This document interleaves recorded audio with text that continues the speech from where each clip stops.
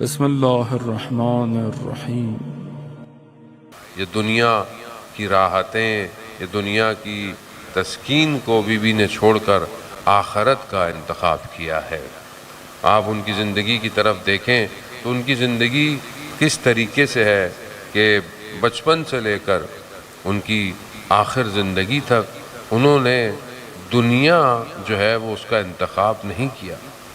مشہور واقعہ کہ بیوی جو ہے وہ اپنے گھر میں چکی پیس رہی ہیں اور دیکھ رہی ہیں کہ ہاتھوں میں خون نکل رہے ہیں، ایک ہاتھ میں بچہ بھی ہے۔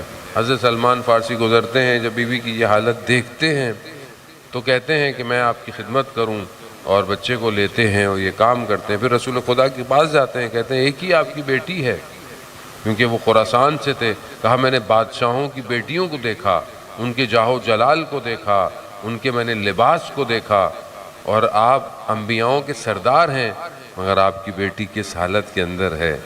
رسول خدا ارشاد فرماتے ہیں فاطمہ نے خود آخرت کا دنیا پر انتخاب کیا ہوا ہے۔ وہ یہ ظاہر ہے اگر ہم اپنی زندگی میں دیکھیں تو کیا ہماری زندگی میں آخرت مقدم ہے یا دنیا پہلے ہے؟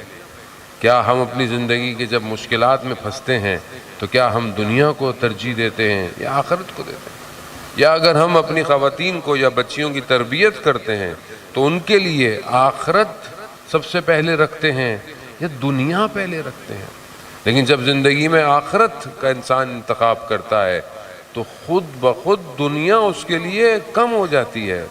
آج میں اپنی بات کر رہا ہوں، آپ لوگوں سے تو نہیں خدا نخواستہ کہہ سکتا کہ آج اگر میں اپنی زندگی میں پھنسا ہوا ہوں، مجھے زندگی میں مشکلات نظر آتی ہیں، اس کی وجہ کیا ہے کہ میں نے دنیا سے دل لگایا ہوا ہے، دنیا کی چیزوں سے، دنیا کے مقام سے، دنیا کے رتبوں سے۔ یہی دنیا کے رشتے میرے لیے زیادہ امپورٹنٹ ہیں، جبکہ خدا کی بندگی میرے لیے کم امپورٹنٹ ہے۔ بعض اوقات ہم اپنے کاموں میں، اپنے رشتوں میں، اپنی زندگی کی خوشیوں میں لوگوں کو اہمیت زیادہ دیتے ہیں۔ لوگ کیا سوچیں گے، دنیا والے کیا سوچیں گے، رشتہ دار کیا سوچیں گے، یہ نہیں سوچتے کہ خدا کے جب میں سامنے کھڑا ہوں گا تو کس حالت میں کھڑا ہوں گا۔ انسان جب اپنے رشتوں کی طرف جاتا ہے، چیزوں کی طرف بڑھتا ہے، مثال کے طور پر ایک جوان اگر اپنے لیے کسی ہمسر کا، اپنی زوجہ کا انتخاب کرتا ہے، لائف پارٹنر کو چوز کرتا ہے، تو وہ اس کو کیا دیکھتا ہے، اس کے اندر کیا چیز تلاش کرتا ہے؟ دنیا تو یہی کہتی ہے کہ مثلا ایسا ہو ویسا ہو، ساری چیزیں آئیڈیل ہونی چاہیے۔ لڑکی والے لڑکے کو اس طرح دیکھتے ہیں کہ صرف دولت ہو، فلانی چیز ہو، ٹھیک ہے، بہرحال انسان دنیاوی جو چیزیں بہرحال عرف عام میں مشہور ہیں وہ ہو، لیکن جب قرآن یہ کہہ رہا ہے کہ تم نکاح کرو، خدا فضل و کرم کرنے والا ہے، تو یہاں خدا کی بات پہ یقین کسی کو نہیں ہے۔ لیکن کیا بھروسہ جو چیز دیکھ کر آج اپنی بیٹی کی شادی کر رہے ہیں، کل وہ چیز قائم رہے گی کہ نہیں رہے گی؟ آج دنیا رشتہ ڈھونڈتے وقت دین نہیں دیکھ رہی، یہ نہیں دیکھتی کہ بچہ دیندار ہے یا نہیں ہے۔ رشتہ کرنے کے لیے جب بیٹی کا انتخاب کرنے تو یہ بھی نہیں دیکھتے کہ بیٹی باحجاب ہے، حیا ہے، محرم نامحرم کا خیال ہے یا نہیں ہے۔ دنیا ظاہر کو دیکھ رہی ہے، اور ظاہر دھوکہ ہے، فریب ہے، اور یہی وجہ ہے کہ آج معاشرے کے اندر جو برائیاں ہیں، گناہ ہیں، طلاق کا ریشو، اس کی وجہ یہی ہے کہ ہم نے آخرت کے بجائے دنیا کا انتخاب کیا ہے، جبکہ خاتون اول ہے لیکن آخرت کو ترجیح دیتی۔ رسول خدا اپنی بیٹی کے گھر آتے ہیں، دیکھتے ہیں کہ بیوی کے چہرے پر جو ہے وہ ایک عجیب پریشانی ہے، مضطرب ہے، اضطراب پایا جاتا ہے۔ کہا فاطمہ کس چیز کا آپ کو اضطراب ہے، کیا پریشانی ہے؟ تو بیوی فرماتی ہیں بابا مجھے قیامت کا منظر پریشان کر رہا ہے۔ کہا بیٹا کیوں؟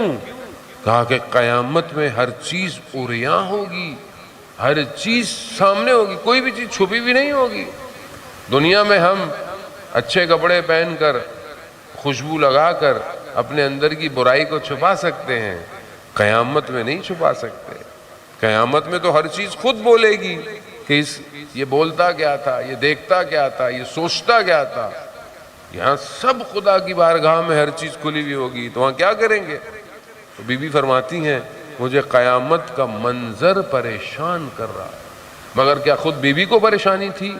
نہیں ہے جانے، وہ تو شافی محشر ہے، وہ تو قیامت میں شفاعت کرنے والی ہیں۔ کس کے لیے پریشان ہے؟ ہمارے لیے پریشان ہے کہ میرے ماننے والوں کے اعمال کہیں دنیا کے لوگوں کو پتہ نہ چل جائے۔ تو وہاں پروردگار حضرت جبرائیل کو بھیجتے ہیں۔ حضرت جبرائیل رسول خدا کی خدمت میں تشریف لاتے ہیں اور کہتے ہیں کہ خدا کا سلام فاطمہ کو پہنچائیے اور فاطمہ سے کہیے کہ پریشان نہ ہوں، ہم ان کے چاہنے والوں کو نور کے دائروں میں رکھیں گے۔ یعنی کیوں؟ کیونکہ آخرت کی پریشانی ہے۔ اب یہ لطف ان کا ہے، یہ کرم ان کا ہے، ہمارے تو ہاتھ خالی ہیں۔